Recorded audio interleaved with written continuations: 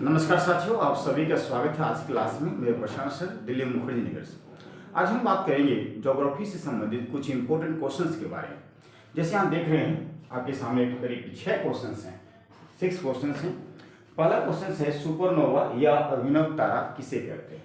दूसरा क्वेश्चन है पृथ्वी की अपेक्षा चंद्रमा का द्रव्यमान कितना है। ठीक है, मून का जो मास है वो पृथ्वी की अपेक्षा वो कितना है। तीसरा क्वेश्चन इक्विनॉक्स क्या है। तीसरा क्वेश्चन क्या है, इक्विनॉक्स क्या है। चौथा क्वेश्चन सुपर मून किसे कहते हैं।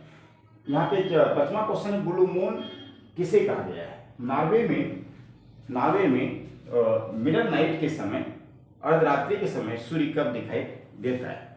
ये 6 क्वेश्चन हैं। बाकी यहाँ पे आंसर भी लिख दिया हूँ, और बाकी आंसर की ओर आप मत जाइए, कॉन्सेप्ट को जाइए। जो यहाँ पे बोल रहा हूँ आपको उस पर ध्यान दीजिएगा। देखिए, पहला क्वेश्चन सुपरनोवा अभिनव तारा क्या है, इस पे ध्यान दीजिए जो मैं बोल रहा हूँ। तो इसका आंसर विस्फोटित तारा है, अन्यथा जो न्यू स्टार बनते हैं उसी न्यू स्टार को, नए तारे को विस्फोटित तारा कहा जाता है। इस बात को ध्यान रखिएगा। बाकी आपके कॉन्सेप्ट कोई बात नहीं है, आपको डायरेक्टली आपको याद रखना है सुपरनोवा अभिनव तारा, मतलब सुपरनोवा इंग्लिश में, अभिनव तारा हिंदी में कहते हैं विस्फोटित तारा को, अन्यथा नए तारे को, न्यू स्टार को। वहीं पे कहा गया है कि पृथ्वी की अपेक्षा चंद्रमा का द्रव्यमान कितना है। ठीक है, what is the mass of moon of the moon. ठीक है, what is the mass of the moon, okay, rather than earth. पृथ्वी की अपेक्षा में, अपेक्षा से, ठीक है, अपेक्षा में चंद्रमा का द्रव्यमान कितना है। तो इसका आंसर क्या दिया है, यहाँ देखिए 1/80, 1/81, 1/81। इस बात को ध्यान दीजिएगा। ठीक है, यहाँ पे लिखा हूँ 1/81। इक्विनॉक्स क्या है, देखिए इक्विनॉक्स क्या है, ध्यान दीजिएगा। तो आपको पता है पृथ्वी गोल है। जैसे एरिस्टोटल ने कहा था अर्थ इज राउंड, पृथ्वी गोल है।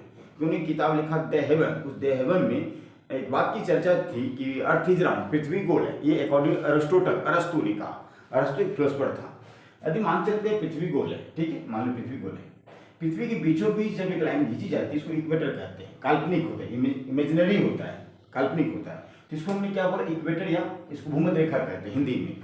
जब इसी इक्वेटर पे भूमध्य रेखा जब दिन रात बराबर होता है, उसी प्रोसेस को, उसी कंडीशन को इक्विनॉक्स कहा जाता है।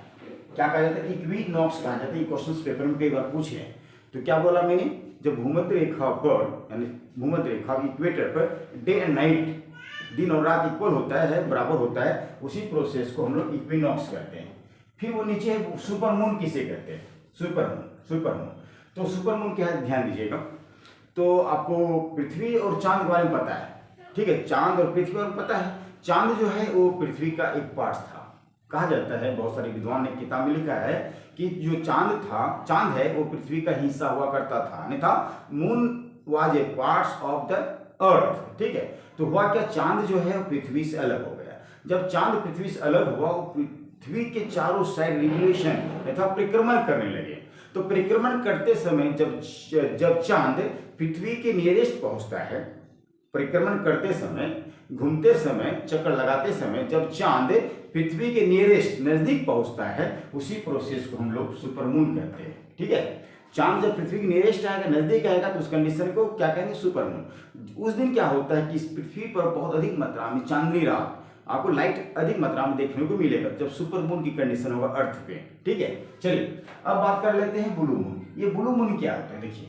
तो पूर्णिमा का नाम सुने आप लोग, पूर्णिमा या अमावस्या का नाम सुने होंगे आप लोग। ठीक है, तो आपको पता है जनरली एक महीने में 2 बार एक बार पूर्णिमा, एक अमावस्या आते हैं। ठीक है, एक तो आपको पता है, एक पूर्णिमा, दूसरा अमावस्या।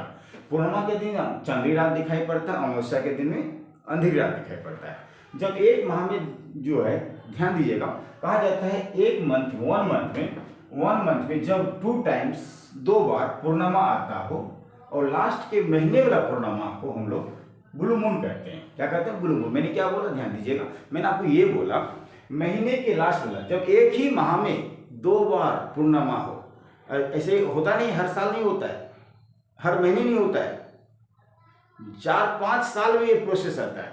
जब 4-5 साल में एक ही माह में, 1 मंथ में 2 टाइम्स पूर्णिमा हो, महीने के लास्ट वाला जो पूर्णिमा होगा उसी को ब्लू मून कहा जाता है। समझा गया, ये हर 4-5 साल में देखने को मिलेगा। ओके, ये वही बात है। चलिए अगला प्रश्न है कि नॉर्वे में अर्धरात्रि के समय सूर्य कब दिखाई पड़ता है। जो नॉर्वे देश है उसमें मिडिल नाइट के समय, अर्धरात्रि के समय सूर्य जो है, सन जो है कब दिखाई पड़ता है? आंसर दिया 21 जून। क्या दिया मैंने? 21 जून, याद रखिएगा। 21 जून को नॉर्वे में मिडिल नाइट मतलब आधी अर्धरात्रि के समय जो सूर्य 21 जून को दिखाई पड़ता है।